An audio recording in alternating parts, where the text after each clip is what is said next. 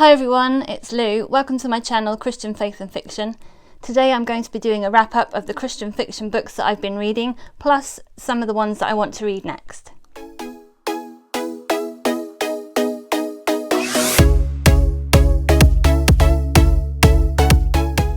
Just to let you know what's been going on for me the last month, I have been ill, unfortunately, with the flu, and for those of you who don't know me, I have a chronic illness called chronic fatigue syndrome, otherwise known as ME.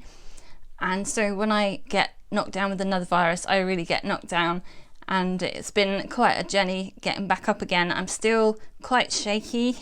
I have pins and needles all over the place in my body, but unfortunately in the middle of that I was due to go to Creation Fest, and I still made it there, up to down to Cornwall. I spent quite a lot of time sitting in the tent, but I did make it to the beach one day and to one of the evening concerts. I got to see Governor B, the rapper, and Worship Central. Now on with the wrap up. The first book that I read is actually a novella by Dykes, and that is Up from the Sea. When Savannah May Thorpe visits her family in New England, she learns the future of the land she's inherited is in question. She finds help from a local lumberjack who holds a shadow past of his own to discover the truth of a local legend and save her land. But her expedition may have unexpected ramifications on her life and the lives of those around her. I found this to be a short novella with a big heart. I loved the characters and the storyline. I wasn't sure if I was going to be able to understand the mystery, but I got there in the end. I found Dykes' style of writing to be both atmospheric and emotive. I haven't read her debut novel yet, so I can't tell you how it works as a prequel, but you could definitely read it as a standalone book. It is currently free to download on Kindle. I gave this 4.5 out of 5 stars, which I rounded up to 5 stars on Goodreads. Next I read Far Side of the Sea by Kate Breslin. In 1918 England, Lieutenant Colin Maybury spends his days decoding messages for MI8 after suffering injuries at the front, when he receives an urgent summons by carrier pigeon from Jewel Rhea, a woman who saved his life and whom he believed to be dead. He can only hope he'll regain the courage he lost on the front lines as he's driven back into war-torn France. But Jewel isn't the one waiting for him in Paris. Instead, it is a stranger who claims to be her half-sister Johanna, who works at a dovecot for French Army intelligence. She's found Jewel's diary and believes her sister is alive and in the custody of a German agent. I love this book. It is a World War I romance/intrigue novel full of complicated, wonderful characters, spies, lies, and pigeons. I love the different settings, and even though I know very little about World War I quickly became immersed in the time period. The plot kept me guessing throughout. I was never quite sure who was lying and how the romance was going to end. The book explores the topics of prayer and finding faith. I believe this book follows some of the characters from her earlier book, Not by Sight, so I'll definitely be putting that on my wish list. I rated this book 5 out of 5 stars. Next, I read Wooing Cadie McCaffrey by Bethany Turner. Convinced Will doesn't love her in the forever way she loves him, Cadie believes it's time for her to let go before life passes her by, when a misunderstanding leads to a mistake, leaving her hurt, disappointed, and full of regret. She finally sends him packing. But for Will, the end of their relationship is only the beginning of his quest to figure out how to be the man Cadie wanted him to be. With the dubious guidance of his former pro-athlete work friends and tactics drawn from Cadie's favourite romantic comedies, Will attempts to win her back. It's a foolproof plan. What could possibly go wrong?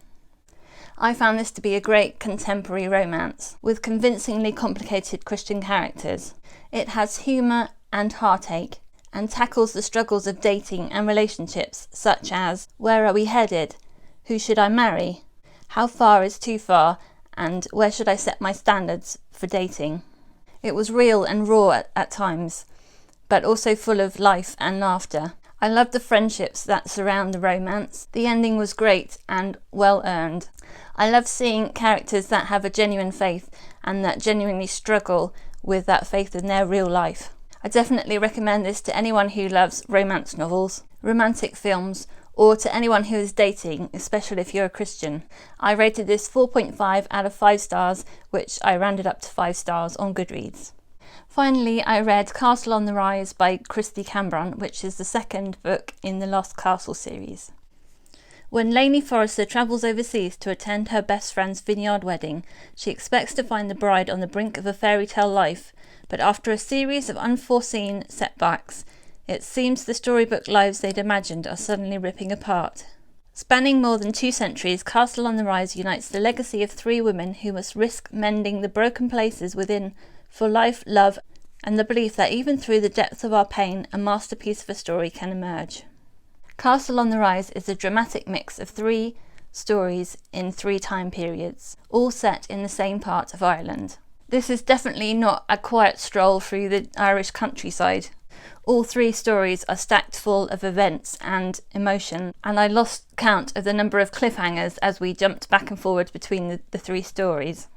This book mixes fast pacing with descriptive language, which works well in the historical time periods. As an English person, this period of history is not something I've ever heard much about. Kristy Cambron brings these struggles to life by mixing historical detail with relationship difficulties and complicated personal motives. This is book 2 in the series, and I enjoyed this one better than I did the first one. But I recommend reading them in order because the present day story in this one continues on from book 1.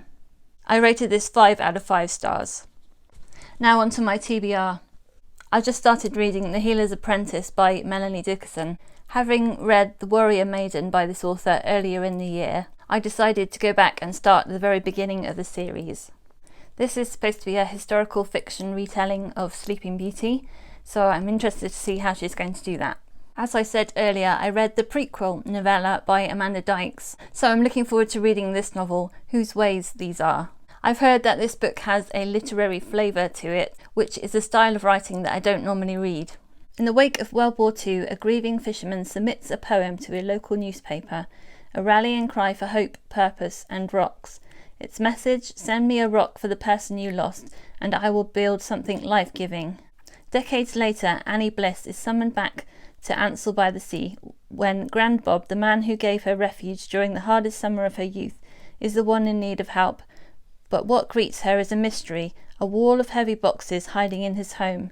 Memories of stone ruins on a nearby island ignite a fire in her anthropologist soul to uncover answers. And I'm hoping to get to this one this month because the cover is definitely giving me late summer vibes. And finally, I want to read The Number of Love by Roseanna M. White. This book is another new release from this year, and it's another one set in World War I. 3 years into the Great War, England's greatest asset is their intelligence network, field agents risking their lives to gather information, and codebreakers able to crack German telegrams for the hints of the enemy's plans. Margot de Wilde thrives in the environment of the secretive Room 40, where she spends her days deciphering intercepted messages. But when her world is turned upside down by an unexpected loss, she discovers for the first time in her life that numbers aren't enough. Drake Ellington returns wounded from the field, followed by an enemy who just won't give up. He's smitten quickly by the quick and brainy Margot, but soon the dangers of the war draw ever closer. Margot and Drake will have to team up to save themselves from the very secrets that brought them together. I do love reading mystery and romance together, so I'm looking forward to this one, probably next month. So that's it for this time. Which books have you read recently? And which books do you want to read next? Let me know down in the comments. Don't forget, if you want to know when I post more of these videos, please do subscribe to my channel, Christian Faith and Fiction. And until next time, bye!